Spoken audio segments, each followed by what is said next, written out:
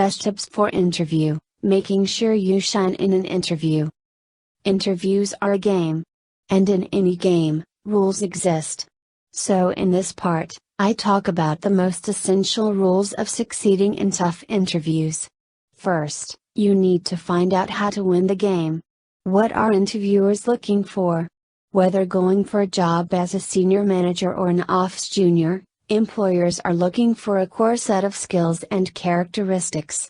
So make sure that you demonstrate those skills and qualities. The second rule of the game is to do your research and preparation. Do it and succeed, don't do it and fail. It's as simple as that.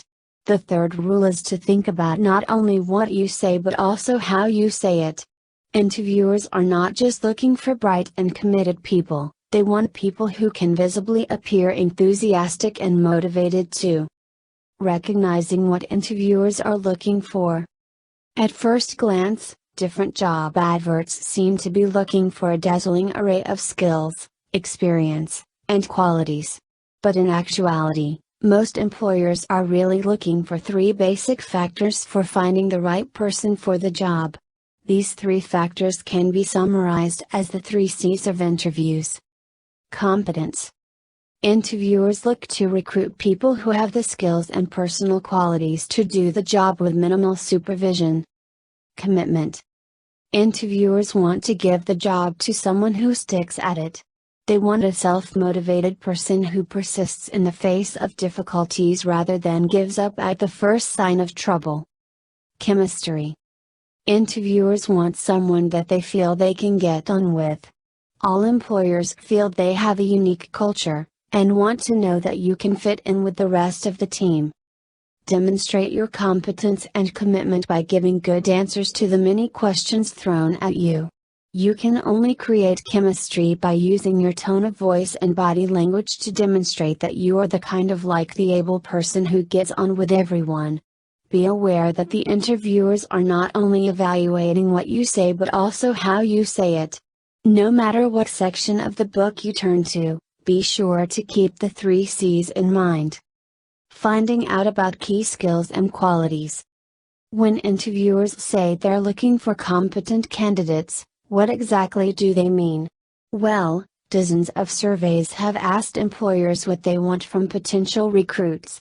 This section covers the top 10 skills and personal qualities that employers look for. Parts 2 and 3 take you through how to answer these questions, but for now, make a mental note of these skills and then weigh up whether you possess them. Interestingly, most of the surveys agree that these skills and characteristics tend to apply to employees at all levels of an organization and across most industry sectors.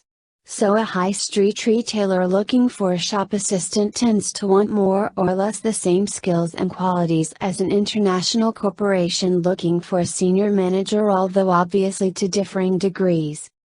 Communicating with people. Unless you are being hired to work in a sealed room with no contact with colleagues or customers, you need to have good communication skills. When discussing your communication skills with interviewers, think of examples of occasions when you listen to the needs of other people, such as colleagues or customers.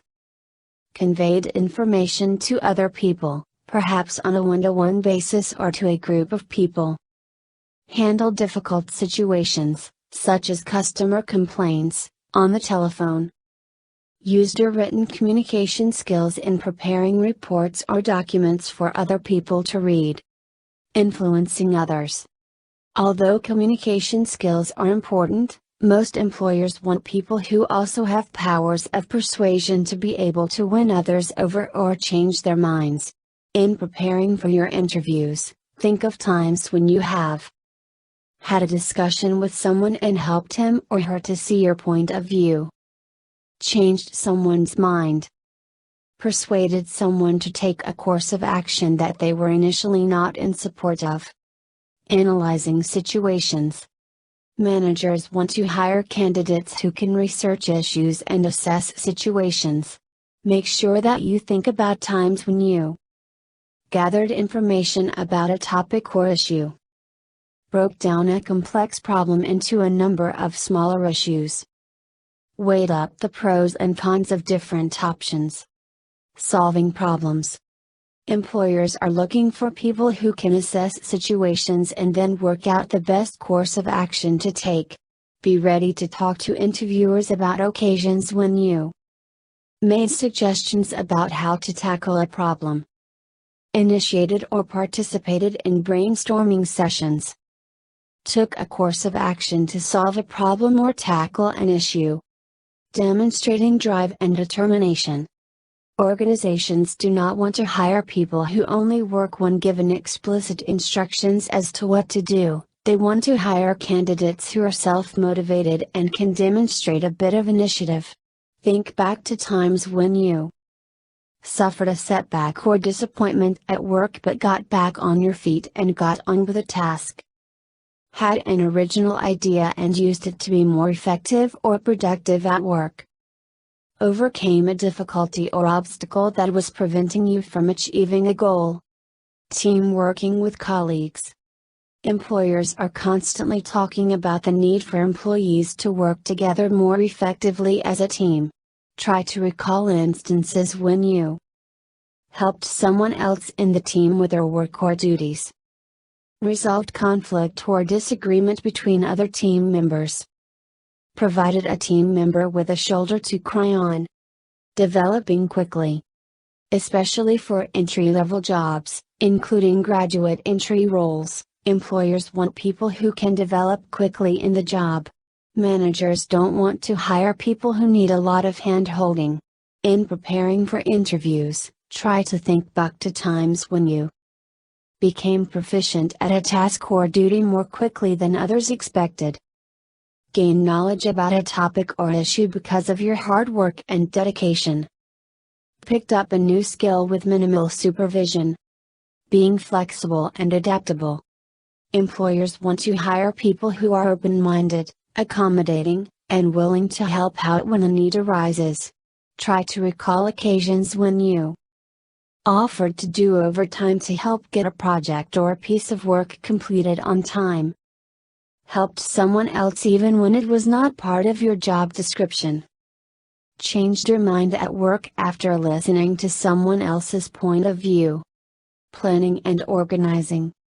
Employers are always on the lookout for candidates who can manage their own workload. In order to convince employers that you possess these skills, think about instances when you prioritize tasks to meet a tough deadline. Planned out and then completed a project. Organized other people to ensure that a piece of work got done. Being aware of the bigger picture. Employers complain that a lot of employees have a very narrow-minded view of their work. They don't see the bigger picture of what goes on outside of their team, department, or organization. Demonstrate that you are aware of the bigger picture by thinking back to occasions when you had to liaise with colleagues outside of your department. Found out some interesting information about a customer, supplier, or competitor and then shared it with colleagues. Thought about the impact of your work or duties on people outside of your own team. This post contains the content of the book Answering Tough Interview Questions for Dummies. Below is a link of the